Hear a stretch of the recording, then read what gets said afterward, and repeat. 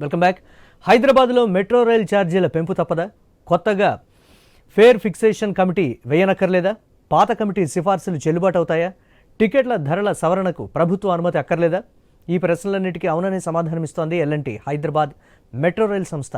2017 November నుంచి దశల వారీగా మెట్రో రైల్ సేవలు ప్రజలకు అందుబాటులోకి వచ్చాయి.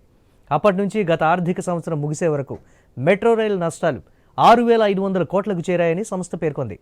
స్టేషన్లు, మాల్స్లో రిటైల్ స్పేస్ లీజ్ ప్రకటనలతో ఆదాయ మార్గాలను మెరుగుపరుచుకోవడానికి నిరంతర ప్రయత్నాలు చేస్తున్న నష్టాలు భరించలేని స్థాయికి చేరాయంటుంది.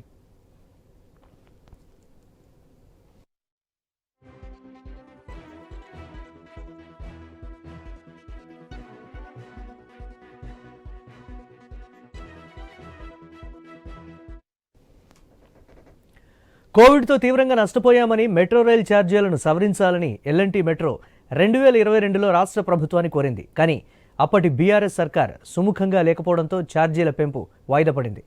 నష్టాలు ఏటా పెరుగుతూ ఉండటం, ఇటీవల బెంగళూరులో మెట్రో ఛార్జీలు 44% పెరగడంతో హైదరాబాద్ మెట్రో సైతం ఛార్జీల పెంపునకు సిద్ధపడింది.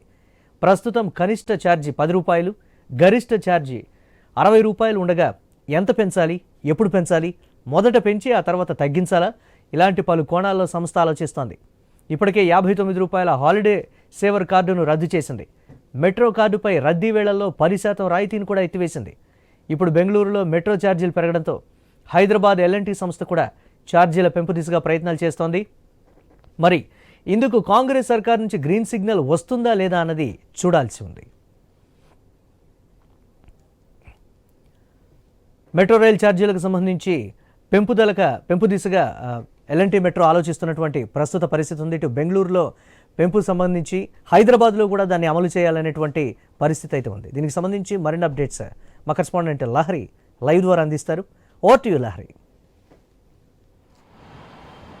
ఎస్ మురళి, ప్రస్తుతం హైదరాబాద్ మెట్రో కాస్త కమర్షియల్ మెట్రోగా మారిందని చెప్పుకోవచ్చు. 2017 నవంబర్లో దశల వారీగా ఈ మెట్రో సేవలు ప్రజలకు అందుబాటులోకి వచ్చాయి. అప్పటి నుంచి ఇప్పటి వరకు కూడా ఈ మెట్రో ప్రయాణాన్ని ఎంతోమంది లక్షలాది మంది ప్రయాణికులు వినియోగించుకుంటున్నారు. ఎందుకంటే గ్రేటర్ హైదరాబాద్ మహానగరంలో ట్రాఫిక్ రద్దీని నియంత్రించే విధంగా, ఇంకోటి ట్రాఫిక్ ఫ్రీ జర్నీగా మెట్రో అనేది చాలా యూస్ఫుల్గా ఉంటుంది. చాలామంది కూడా రోజుకి 5 నుంచి 6 లక్షల మంది ప్రయాణికులు కూడా మెట్రోని ఉపయోగించుకుంటున్నారు. సో ఇప్పటికే హైదరాబాద్లో 57 మెట్రో ట్రైన్స్ కూడా ఉన్నాయి. రోజు కూడా మెట్రో టైమింగ్స్ కావచ్చు, మెట్రోకి సంబంధించినటువంటి ప్రతిదీ కూడా ప్రజలు ఉపయోగించుకుంటున్నారని చెప్పుకోవచ్చు. అయితే ఇప్పటికే మెట్రోకి సంబంధించినటువంటి గత ఆర్థిక సంవత్సరం వరకు కూడా 6,000 పైగానే కొన్ని కోట్ల రూపాయల వరకు కూడా అప్పుల్లో నష్టాల్లో ఉన్నాం. కాబట్టి ఛార్జీలు పెంచే దిశగా అయితే ఇప్పటికే మెట్రో సంస్థ ఆలోచన చేస్తుంది. సో ఇప్పటికే చూసుకోవచ్చు, 2017లో వచ్చినటువంటి మెట్రో సంస్థ, ఆ తర్వాత కోవిడ్ రావడం జరిగింది. కోవిడ్లో చాలామంది కూడా ప్రయాణాలు చేసేటువంటి వాళ్ళు చాలా తగ్గిపోయారు. సో ఆ 2 ఇయర్స్ వరకు కూడా భారీ నష్టాల్లో ఉన్నామని చెప్పేసి మెట్రో ఛార్జెస్ పెంచాలని చెప్పేసి అప్పటికే ఎల్ఎన్టీ సంస్థ గత ప్రభుత్వంలో కూడా కోరడం జరిగింది. కానీ అప్పుడు సుముఖంగా వాళ్ళు స్పందించలేదు. సో ఛార్జెస్ అనేటివి అలాగే ఉన్నాయి. అయితే ప్రస్తుతం 10 రూపాయల నుంచి 60 రూపాయల వరకు కూడా మెట్రో ఛార్జెస్ ఉన్నాయి. ప్రస్తుతం అయితే ఆ ఛార్జెస్ని కూడా పెంచే దిశగా మెట్రో ఆలోచిస్తుందని చెప్పుకోవచ్చు. అయితే ఇప్పటికే బెంగళూరులో 44% వరకు కూడా ఛార్జెస్ని పెంచడం జరిగింది. సో అక్కడ పెంచేసరికి ఇక్కడ కూడా మెట్రో ఛార్జెస్ పెంచాలి అని చెప్పేసి కూడా మెట్రో సంస్థ ఆలోచిస్తున్నట్టుగా కనిపిస్తుంది. ఎందుకంటే చూసుకోవచ్చు, ఇప్పటికే 59 రూపాయల హాలిడే కార్డును కూడా రద్దు చేయడం జరిగింది. అలాగే 10% రాయితీని కూడా తీసివేయడం జరిగింది. ఎందుకంటే చూసుకోవచ్చు, ఇప్పటికే దాదాపుగా మెట్రో సంస్థ ఎన్నో సంవత్సరాల నుంచి కూడా ప్రజలకు అందుబాటులోకి వస్తుంది. సో అప్పటి నుంచి కూడా చాలా కొన్ని సంవత్సరాల నుంచి నష్టాల్లో ఉంది. ఆ నష్టాల్ని రికవరీ చేసే విధంగా కొన్ని ఛార్జెస్ పెంచాలని చెప్పేసి కూడా ఇప్పుడు ఎల్ఎన్టీ సంస్థ ఆలోచిస్తున్నట్టుగా కూడా కనిపిస్తుంది. సో ఇక్కడ మనం చూసుకోవచ్చు, ప్రతిరోజు కూడా లక్షలాది మంది ప్రయాణికులు మెట్రో సంస్థను ఉపయోగించుకుంటున్నారు. మెట్రో ట్రైన్ ద్వారానే వాళ్ళు చాలా ఎక్కువ దూరాన్ని తక్కువ టైంలో చేరుకోవచ్చు. కాబట్టి వాళ్ళు చాలా వరకు కూడా మెట్రోనే ఉపయోగించుకుంటారు. సో మనం చూసుకోవచ్చు కూడా ప్రయాణికులు అంటే ఈ టైంలో కూడా చాలామంది ప్రయాణికులు కూడా మెట్రోని ఉపయోగించుకుంటున్నారని చెప్పుకోవచ్చు. ఇప్పటికే మెట్రో సంస్థ నష్టాల్లో ఉంది. ఈసారి ఖచ్చితంగా ఛార్జెస్ పెంచాలని చెప్పేసి కూడా మెట్రో ఆలోచిస్తున్నట్టుగా కూడా కనిపిస్తుంది. సో ఇప్పటికే మనం చూసుకోవచ్చు, దాదాపుగా మనకు మెట్రో పైన చూసుకోవచ్చు, స్టేషన్ లోపల మాల్స్లో రిటైల్ స్పేస్ లీజు ప్రకటనలు ఇలా చాలా వరకు కూడా ఆదాయ మార్గాలను మెరుగుపరచుకోవడానికి కూడా నిరంతరంగా ప్రయత్నాలు చేస్తున్నా కూడా నష్టాలు భరించలేని స్థాయికి చేరాయంటుంది ఇప్పటికే మెట్రో రైలు సంస్థ. సో చూసుకోవచ్చు, ఇప్పటికే ఫ్రీ పార్కింగ్ అలాగే ఫ్రీ టాయిలెట్స్ అని చెప్పేసి ఎన్నో విధాలుగా ఫ్రీగా అని చెప్పేసి మెట్రో ఏర్పాటు చేయడం జరిగింది. కానీ ఇప్పటికే చాలా ఏరియాల్లో మెట్రోకి సంబంధించినటువంటి ప్రయాణికులు ఎక్కడానికి వచ్చినప్పుడు వాళ్ళు వెహికల్స్ అక్కడ పార్క్ చేసుకుంటారు. ఆ పార్క్ చేసుకున్నటువంటి చోట చాలా వరకు కూడా ఫీజులు కూడా వసూలు చేస్తున్నారు. ఇలా హైదరాబాద్ మెట్రో రైలు సంస్థ కాస్త కమర్షియల్ మెట్రోగా మారిందని చాలా వరకు కూడా ప్రజలు ప్రయాణికులు కూడా ఆరోపిస్తున్నారు. అలాగే చెప్తున్నటువంటి పరిస్థితి. సో ఇప్పటికే దాదాపుగా హైదరాబాద్లో ఉన్నటువంటి ట్రాఫిక్ని కాస్త తగ్గించే క్రమంలో మెట్రోని యూజ్ చేసుకుంటున్నాము. చాలా తక్కువ ధరలో కూడా మేము ప్రయాణాన్ని చాలా ఈజీగా వెళ్తున్నాము. అది కూడా ప్రస్తుతం ఎండాకాలం చాలా మంది కూడా మెట్రోని వినియోగించుకుంటారు. కానీ ఈ క్రమంలో మెట్రో ఛార్జెస్ పైన చాలా వరకు కూడా ప్రజలు చాలా బాధాకరంగా కూడా ఉన్నారని చెప్పుకోవచ్చు. ఎందుకంటే ఈ టైంలో మెట్రో ఛార్జెస్ అంటూ కూడా పెంచడము, అలాగే చాలా వరకు కూడా ఎందుకంటే మెట్రో పార్కింగ్ ఛార్జెస్ కూడా పెంచడంపై కూడా కాస్త వ్యతిరేకిస్తున్నటువంటి సిచ్యువేషన్ కూడా కనిపిస్తుంది. సో మొత్తం మీద అయితే హైదరాబాద్ మెట్రో రైలు సంస్థ ఎక్కడ చూసినా కూడా ఇటు ఛార్జెస్ పెంచే దిశగా అయితే మనకు ఆలోచిస్తుందని చెప్పుకోవచ్చు. సో ఓవరాల్గా అయితే మెట్రో ఛార్జెస్ పైన ఇప్పటికీ కాంగ్రెస్ సర్కార్ మరి ఎలాంటి నిర్ణయం తీసుకుంటుంది, నిజంగానే ఇప్పుడు బెంగళూరులో పెంచినటువంటి 44% పెంచినటువంటి ఛార్జెస్ మరి హైదరాబాద్లో కూడా ఎంత పర్సంటేజ్ పెంచుతారు, ఎప్పుడు పెంచుతారు, ఎంత పెంచుతారు అనేది కూడా ఒక క్వశ్చన్ మార్క్ ఉంది. మరి ఎలాంటి సంస్థ ఎలాంటి నిర్ణయం తీసుకుంటుంది, మరి కాంగ్రెస్ ప్రభుత్వం ఏం చెప్తుంది దానిపైన డిసైడ్ అని చెప్పేసి కూడా మనకు త్వరలో తెలిసే అవకాశం అయితే right. Thanks for updates Lahari. చూద్దాం ఎటువంటి పరిణామాలు ఉంటాయి దీనికి సంబంధించి అనేది. ఆల్రెడీ నష్టాల్లో ఉన్నటువంటి ఎల్ఎన్టీకి సంబంధించి దీని మీద ఛార్జెస్ పెంచితే అసలు ఇంకా నష్టాల్లోకి వెళ్ళేటువంటి పరిస్థితి ఉంటుందా? ఫ్రీ బస్సు నేపథ్యంలో కూడా రాష్ట్రంలో అందరూ కూడా ఉచిత బస్సునే ఉపయోగిస్తున్నటువంటి పరిస్థితి ఉంది మహిళల విషయంలో పర్టికులర్గా. ఇటువంటి సమయంలో ఆల్రెడీ నష్టాల్లో ఉన్నటువంటి మెట్రో సంస్థకు సంబంధించి ఆదరణ తగ్గిపోయిందనేటువంటి మాట. 10 లక్షలకు పైగా మేము అంచనా వేశాము. 10 లక్షల మంది రోజు కూడా దీంట్లో ట్రావెల్ చేస్తారని అనుకున్నాం. కానీ 5 నుంచి 6 లక్షల మంది ట్రావెల్ చేస్తున్నారంటే నష్టాలు తప్పడం లేదనేటువంటి మాట అయితే చెప్తుంది. మరి ఒకవేళ బెంగళూరులో పెంచినట్టుగా 44%, 40% లేకపోతే 30% ఛార్జెస్ పెంచితే ఈ మాత్రం ఆదరణ అయినా ఉంటుందా అనేది కూడా ఒక ప్రశ్నార్థకంగా మారినటువంటి ప్రస్తుత పరిస్థితి. ఇదే అంశానికి సంబంధించి మనతో మాట్లాడటానికి మన్నెం కోటేశ్వరరావు గారు అండ్ బండారు రామ్మోహన్ రావు గారు, ఇద్దరు అనలిస్టులు, వారు ఇరువురు కూడా లైవ్లో సిద్ధంగా ఉన్నారు. ముందుగా కోటేశ్వరరావు గారు నమస్తే. ఎస్ కోటేశ్వరరావు గారు వినిపిస్తుందా? ఎస్, ఇక రామ్మోహన్ రావు గారితో మాట్లాడదాం. రామ్మోహన్ రావు గారు నమస్తే. నమస్కారం. 44% బెంగళూరులో పెంచారు. ఇక్కడ కూడా నష్టాల్లో ఉంది కాబట్టి దాదాపు ఒక 6,500 కోట్ల రూపాయల నష్టాల్లో ఉంది కాబట్టి ఛార్జెస్ పెంచితే బాగుంటుంది మెట్రోకి అనేటువంటి ప్రస్తుతం అయితే ఉన్నటువంటి వాళ్ళ ముందున్న ఒకే ఒక ఆప్షన్గా కనబడుతోంది. 10 లక్షల మంది అంచనా, బట్ 5 నుంచి 6 లక్షల మంది వస్తున్నారు. ఒకవేళ రేట్లు పెంచితే ఆ మాత్రం కూడా ఎక్కుతారా మెట్రో అనేటువంటి ఒక ప్రశ్న, ఏం చెప్తారు మీరు? మురళి గారు, మీకు అట్లాగే ప్యానెల్లో కోటేశ్వరరావు గారికి ఐన్యూస్ ప్రేక్షకులకు నమస్కారం. ఎప్పుడు కూడా ప్రజా రవాణా నష్టాల్లో ఉంటుంది, ఏ దేశంలోనైనా సరే నష్టాల్లో ఉంటుంది. ప్రజా రవాణా ఎంత మెరుగ్గా ఉంటే ప్రైవేటు వెహికల్స్ వాడడం తక్కువ అవుతుంది. దానివల్ల ట్రాఫిక్ కష్టాలు ఉండవు, పొల్యూషన్ కష్టాలు ఉండవు, పొల్యూషన్ సమస్యలు ఉండవు. ఇవి జరుగుతుంది. జనరల్ గా ప్రజా రవాణా మార్గం ఏ దేశాల్లో బాగుందో ఆ దేశంలో ఆర్థిక మౌలిక వసతులు అభివృద్ధి కూడా జరిగినాయి. ప్రజలు కూడా ఆల్మోస్ట్ ఆల్ కష్టాలు లేకుండా ట్రాఫిక్ లో ప్రయాణం చేయగలుగుతారు. హైదరాబాద్ మెట్రో మనకు పెద్ద వరం అంటున్నాం స్పష్టంగా. 2017 నుంచి 8 ఏళ్లుగా నడుస్తున్నది. ఈ 8 ఏళ్లుగా రేట్లు పెంచలేదు. అది మంచిది అంటున్నాను. ఎప్పుడైనా రేట్లు పెంచుదామంటే కొంత ప్రజలకు కష్టం అనిపిస్తుంది, రాజకీయ పార్టీలు కూడా ఇందులో ఇన్వాల్వ్ అవుతాయి. ఎప్పుడో ఒక కిలోమీటర్ పైసా వేస్తే నేను మరిచెన్నారెడ్డి గారు అంత జూబ్లీ బస్ స్టేషన్ లో రాత్రి అంతా పడుకున్నాం అడ్డంగా. ఇప్పుడు ఆ సెన్సిటివ్ పోయింది. మనకు సౌకర్యం ఉంటే డబ్బులు ఎక్కువైనా సరే భరిద్దామనే మనస్తత్వం ప్రజల్లో వచ్చింది. దాన్ని కాదనే మనం. అందుకని దాన్ని పెంచడం తప్పు కాదు అంటున్నాను నేను. అది సహేతుకంగా ఉండాలి పెంచడం. ఎందుకంటే ఇటీవలనే నేను బెంగళూరులో 3-4 నెలలు ఉన్నప్పుడు ఆ ఉద్యమాల్లో కూడా చూశాను నేను. ఆ బెంగళూరులో మెట్రో ప్రయాణం చేస్తూ అక్కడ పెంచితే వ్యతిరేకత వచ్చింది. మళ్ళీ కొంత తగ్గించారు. అంటే వాళ్ళే దెబ్బ కొట్టి మళ్ళీ మంది పూశారు. అంటే ప్రజలకు ఏముండదంటే 50% నుంచి 40% కుదించారు అనుకోండి, అవి మంచిది అనిపిస్తుంది. మొదటి 50% కాదు 40% మించి అక్కడికే ఉంటామంటే కరెక్ట్ ఎవరు ఉండరు కనుక ప్రజలకు ఉపశమనం కల్పించే చర్యలు ప్రభుత్వాలు చేస్తూనే ఉంటాయి. అయితే ఇక్కడ మెట్రోను ప్రత్యేకంగా చూడాల్సిన మురళి గారు, ఇది ప్రైవేటు భాగస్వామ్యంతో ఉన్నది ఎల్ఎన్టీ. నిజంగానే మన కోవిడ్ సమయంలో బాగా నష్టపోయింది మాత్రం నిజమే.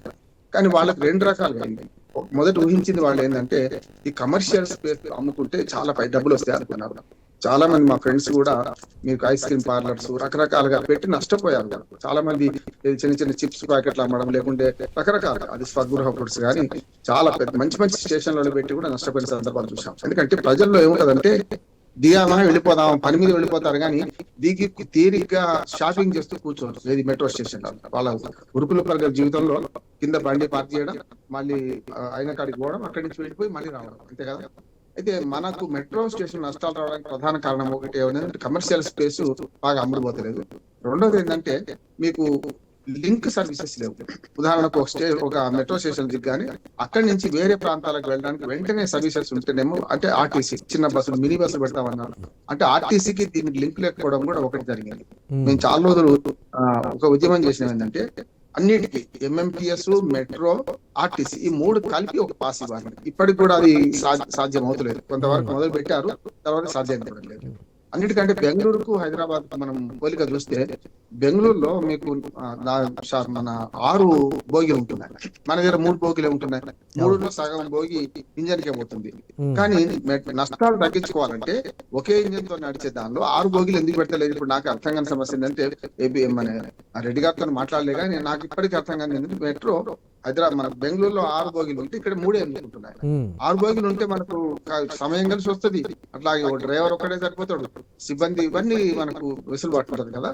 ఇక్కడ 6 బోగీలు పడితే ఏమైనా నష్టాలు తగ్గే అవకాశం ఉంటుందని నేను అనుకుంటున్నాను. ఒకటి కమర్షియల్ స్పేస్ వాళ్ళు వాడుకోవడం, రెండోది ఏమో మనకు పార్కింగ్ కూడా చాలా దుర్వినియోగం అవుతుంది. పక్కన చెప్తున్నాను, వేరే పనుల మీద వచ్చిన వాళ్ళు కూడా మెట్రో పార్కింగ్ లో ఫ్రీ కాదు, మొన్నటి దాకా ఫ్రీ ఉండడం వల్ల మెట్రో పార్కింగ్ పెట్టి వేరే పనులు చూసుకుంటున్నారు. నిజంగా మెట్రో ఎక్కే వాడికి వచ్చి సమస్య వస్తుంది. నేను కూడా 2-3 సార్లు ట్రై చేస్తే మెట్రో ఎక్కుదాం అనుకున్న వాడికి పార్కింగ్ దొరకలేదు. వాళ్ళు చుట్టుపక్కల షాపింగ్ ఏరియాలో పని చేసుకునే వాళ్ళు, లేకుంటే వేరే పని చేసే వాళ్ళు మెట్రో ఫ్రీ కనుక రోడ్డు మీద పెట్టి వెళ్ళిపోతున్నారు. ఇది కూడా అంటే ఎంతో ఉంటాం, అంటే టికెట్ చూపెడితేనే మెట్రో ఫ్రీ అంటే కొంతవరకు డబ్బులు లేకుండా చేయొచ్చు. అంటే పద్ధతులు ఉంటాయి మనకు, అది ఏవైతే మనకు నిర్వహణ పద్ధతులు.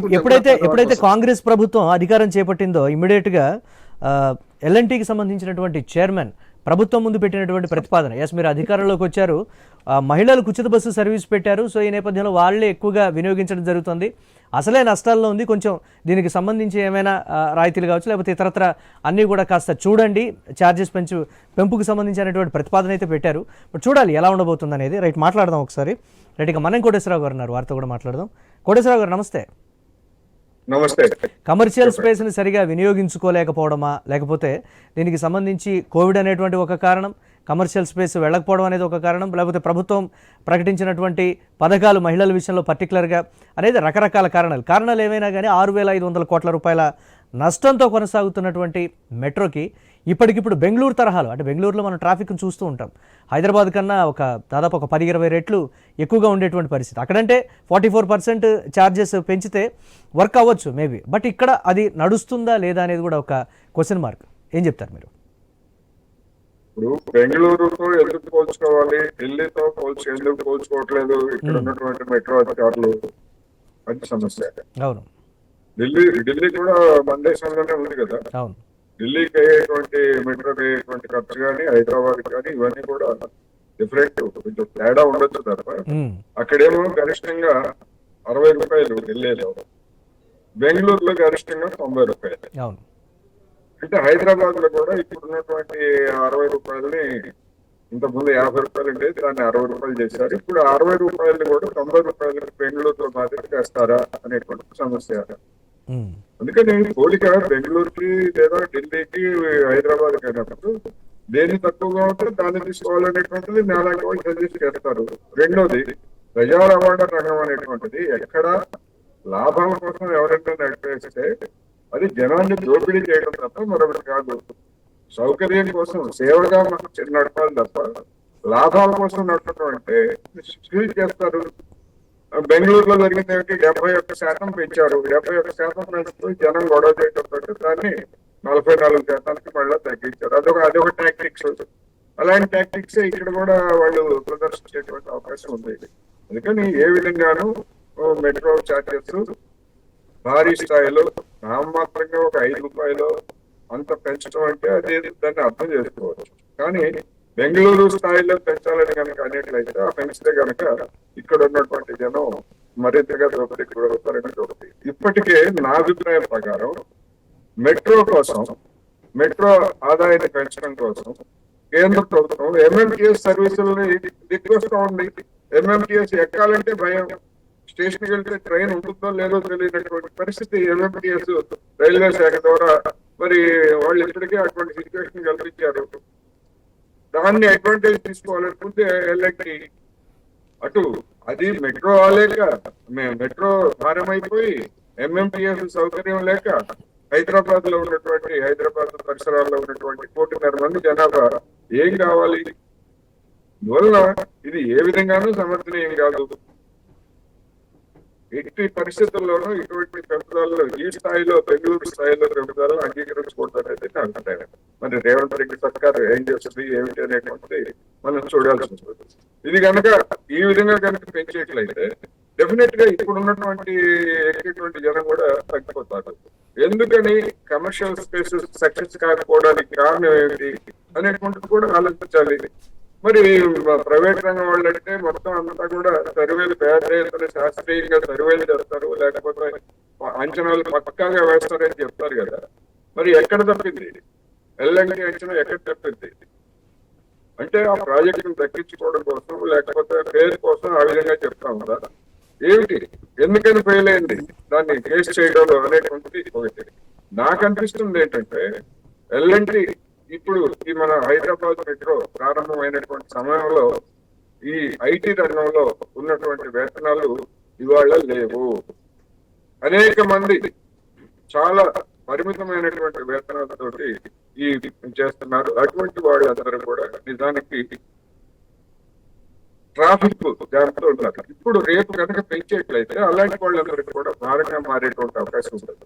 అందుకనే ఛార్జీలకే సరిపోతున్నప్పుడు వాళ్ళు మరి కమర్షియల్ స్పేస్ లో అమీర్పేటలో కావచ్చు లేదా మరొక చోట కావచ్చు పెట్టేటువంటి అవి కూడా మామూలు రేట్లు ఉండట్లేదు. నేను ఒకసారి వెళ్ళాను, మామూలు రేట్లు కాదు. అటువంటి వాటికి అదనంగా ఖర్చు పెట్టడానికి ఆ ప్రయాణికుల దగ్గర డబ్బులు ఉండాలి కదా.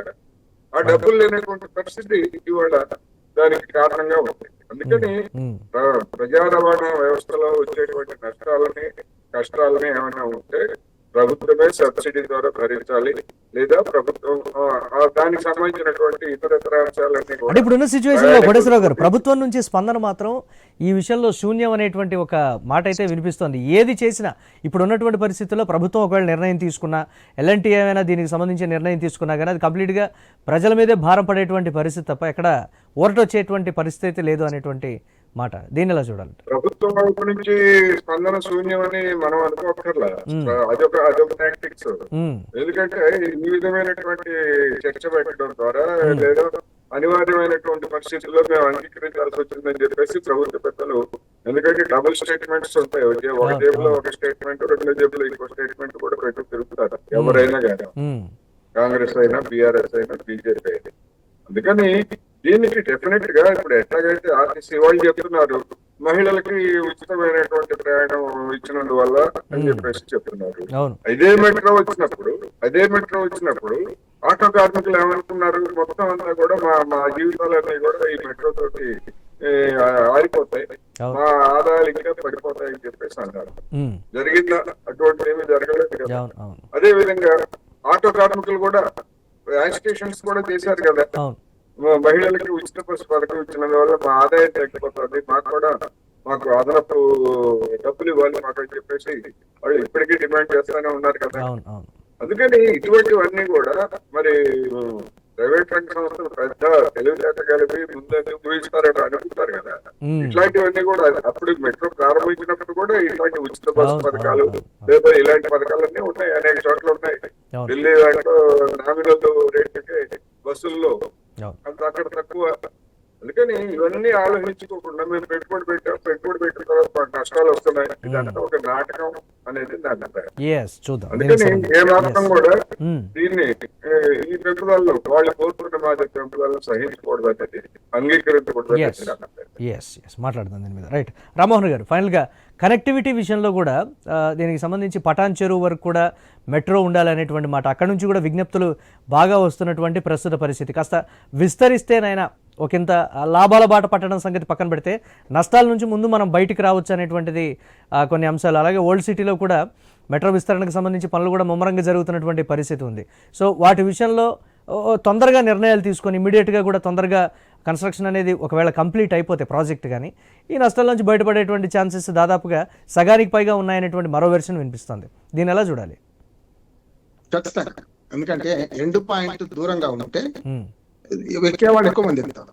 ఏమవుతుందంటే నడి మధ్యాహ్నం విడిచిపెడితే మరి వాళ్ళు అక్కడి నుంచి ఎట్లా పోవాలి? ఇప్పుడు మియాపూర్ దిగుతున్నారు, మియాపూర్ నుంచి మళ్ళీ బీఎల్పీ దాకా వాళ్ళు ఎట్లా పోవాలి?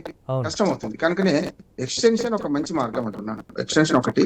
రెండోది ఏంటంటే బెంగళూరులో 90 ఉండడానికి కారణం ఏంటంటే అది ఎండ్ పాయింట్ చాలా దూరంగా ఉంది. మన దగ్గర మాక్సిమం 27-28 కిలోమీటర్లు, రెండు కూడా 27-28 కిలోమీటర్లు ఉంది. ఇంకొకటి 11-12 కిలోమీటర్లు జూబ్లీ నుంచి మన MGBS కి. మిగతాది పూర్తి కాలే 5 కిలోమీటర్లు ఇప్పటికి కూడా మొదటి విడతలో శాంక్షన్ అయిన దానిలో 5-6 కిలోమీటర్లు పలకునమా దాకా పూర్తి కాలేదు. కనుక 70 కిలోమీటర్ల లోపే ఉన్నది మన మెట్రో అంతా కలిస్తే.